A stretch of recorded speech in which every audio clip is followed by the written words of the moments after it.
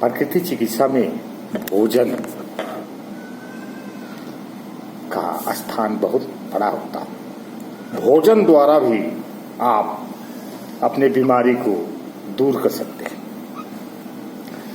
हमारा भोजन कैसा होना चाहिए, क्या खाए क्या नहीं, इस बात का ज्ञान अनपढ़ों से भी से बात की जाए, लेकिन पढ़े लिखे लोग भी नौ के बराबर जानते हैं।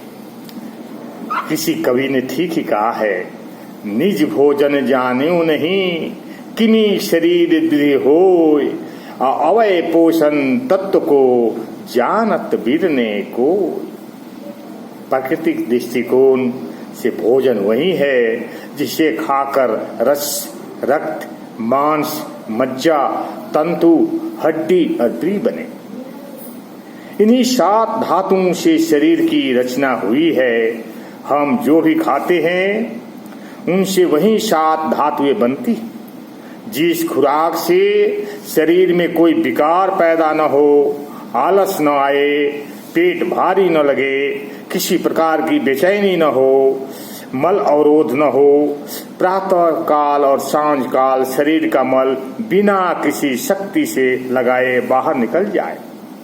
मल बाहर निकलने के बाद ये प्रतीक न हो कि शौच साफ नहीं हुआ, और जिसके मन में खिन्नता न हो, वही भोजन लाभदायक होता है। इसके विपरीत यदि भोजन के बाद कुछ असुविधाएं प्रतीक हो, मुंह में जलन उत्पन्न हो, रात को बेचैनी रहे, यह कदापि भोजन न खाए। वैसे तो भोजन के विषय में इसके पूर्व भी बहुत सी बातें बताई गई है, फिर भी कुछ बातों का उल्लेख करना यहाँ भी आवश्यक प्रतीक होता। जितने भी पशु पक्षी इस जगत में दिखाई देते हैं वे सभी अपना प्राकृतिक भोजन जानते।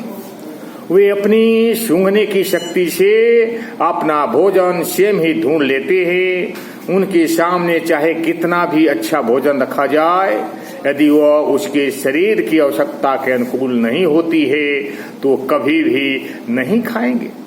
खेतों में कितने प्रकार की हरी पत्तियां दिखाई देती है, परंतु चरने वाले पशु वही पत्ती खाते हैं जो उसके लिए स्वास्थ्यवर्धक होती है। यह तो सभ्य मनुष्य ऐसा है जो अखाद्य को भी खाद्य बनाकर और खाद्य को भी अखाद्य बनाकर किसी भी वस्तु का सेवन करता है, खाता है। केवल स्वाद के कारण खाद्य को अधिक मिर्च मसाला डालकर हानिकारक बनाया जा सकता है। आज की सब गृहिणियां भी तरह तरह के मसालों का प्रयोग करके भोजन को स्वादिष्ट बनाने में निपुण हो गई। उनमें बहुत सी तो ऐसी भी होगी कि जिन्होंने गृह विज्ञान में भोजन पकाने की विधि को पढ़कर परीक्षाएं भी दी होगी, परंतु गृहस्थी में वे उन ज्ञान के विपरीत ही करती पाई जाती है। जैसे आटे को बोरी मैदा समान पिसवाकर छानकर पूरी, पराठे और रोटी में घी डालकर स्वादिष्ट बना देती, और उसके पति, पड़ोसी और अतिथि उनकी इस प्रकार से पकाई वस्तु को भूरी भूरी प्रशंसा करते हैं। इससे भी आगे बढ़कर वो आलू के पराठे, आलू और दाल की कचौड़ियाँ बनाकर प्रशंसा प्राप्त करने में गर्व महसूस करती।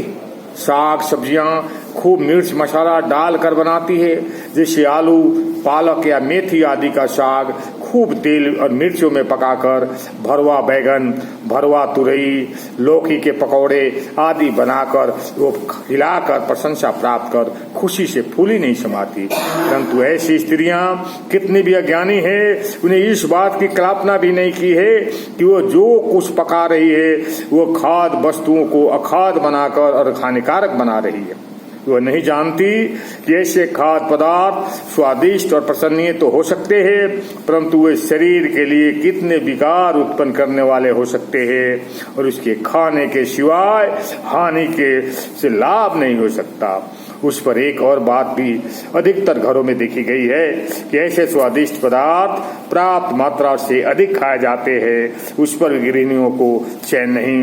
पेट भर खाने के बाद खाने वाले को कस्में दिला दिलाकर प्रेम और स्नेहमय चितवन से अनुरोध कर ऐसा अनुरोध जिसको टाला नहीं जा सकता, अधिक खिलाने के घर हर्ष महसूस करती है।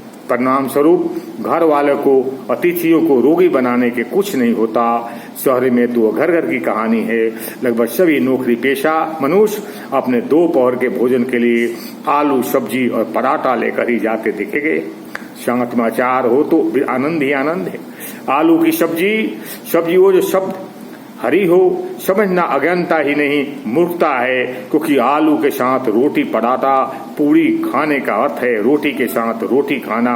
जब शरीर में अधिक आटा पहुंचता तो ऐसे शरीर में ऐसे और इतने विकार चाहे कुछ समय के पश्चात ही हो उत्पन्न होने लगते हैं, जो धीरे धीरे अनेक रोगों में परिवर्तित हो जाते हैं और मनुष्य अपने निरोग नहीं रह पाता। इसका आशय यह नहीं होता कि आलू का सेवन बिल्कुल ही छोड़ दिया जाए, परंतु आलू खाते समय रोटी की मात्रा कम कर देनी चाहिए।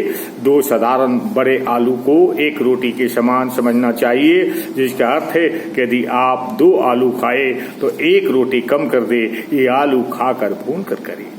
ओम शांति, ओम शांति।